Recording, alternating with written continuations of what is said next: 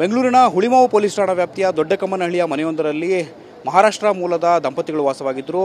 ಪತಿ ರಾಕೇಶ್ ಎಂಬಾತ ಟೆಕ್ಕಿ ಆತ ತನ್ನ ಪತ್ನಿಯನ್ನು ಕೊಂದು ಸೂಟ್ಕೇಸ್ನಲ್ಲಿ ತುಂಬಿಟ್ಟಿರ್ತಕ್ಕಂಥ ಮಾಹಿತಿ ಲಭ್ಯ ಆಗಿರ್ತಕ್ಕಂಥ ಈಗಾಗಲೇ ಘಟನಾ ಸ್ಥಳಕ್ಕೆ ಆಗ್ನೇಯ ವಿಭಾಗದ DCP ಆಗಿರ್ತಕ್ಕಂಥ ಸಾರಾ ಫಾತಿಮಾ ಭೇಟಿಯನ್ನು ನೀಡಿದ್ದಾರೆ. ಅವ್ರನ್ನೇ ಮಾಹಿತಿಯನ್ನು ಕೇಳೋಣ.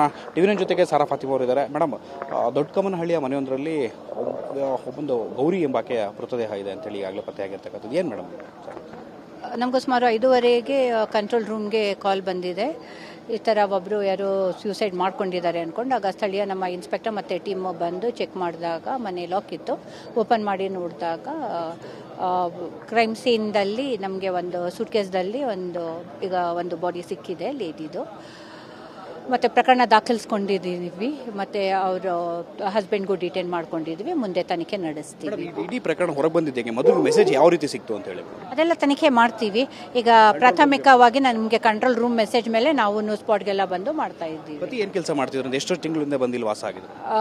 2 years ಆಗಿದೆ ಮದುವೆ ಆಗಿ. ಇದು ಹೋದ ತಿಂಗಳಿಂದ ಬಂದಿದ್ದಾರೆ. ಅವರು ಒಂದು ಪ್ರೈವೇಟ್ ಕಂಪ್ನಿದಲ್ಲಿ ಕೆಲಸ ಮಾಡ್ತಾ ಇದ್ರು, ವರ್ಕ್ ಫ್ರಮ್ ಹೋಮ್ ಅಂತ ಪ್ರಾಥಮಿಕವಾಗಿ ತಿಳಿದು ಬಂದಿದೆ. ಪತಿಯನ್ನು ಎಲ್ಲಿ ಡಿಟೈನ್ ಮಾಡಲಾಗಿದೆ ಮೇಡಮ್ ಮಾಹಿತಿ? ಅವರು ಮಹಾರಾಷ್ಟ್ರ ಮೂಲದವರಲ್ಲ, ಅಲ್ಲಿಗೆ ವಾಪಸ್ ಹೋಗ್ತಾ ಇದ್ರು. ನಾವು ನಮ್ಮ ಮಹಾರಾಷ್ಟ್ರ ಮತ್ತು ಪುನಾ ಪೊಲೀಸ್ ಸಹಾಯದಿಂದ ಅಲ್ಲಿ ಡಿಟೈನ್ ಮಾಡ್ಕೊಂಡಿದ್ದೀವಿ. ಇದಿಷ್ಟು ಕೂಡ ಆಗ್ನೇಯ ವಿಭಾಗದ DCP ಆಗಿರ್ತಕ್ಕಂಥ ಸಾರಾ ಫಾತಿಮಾ ಅವರು ಹೇಳ್ತಿರ್ತಕ್ಕಂಥ ಮಾತು. ಕ್ಯಾಮ್ರಾಮನ್ ರಘು ಜೊತೆ ಶಿವಪ್ರಸಾದ್, TV9 ಬೆಂಗಳೂರು.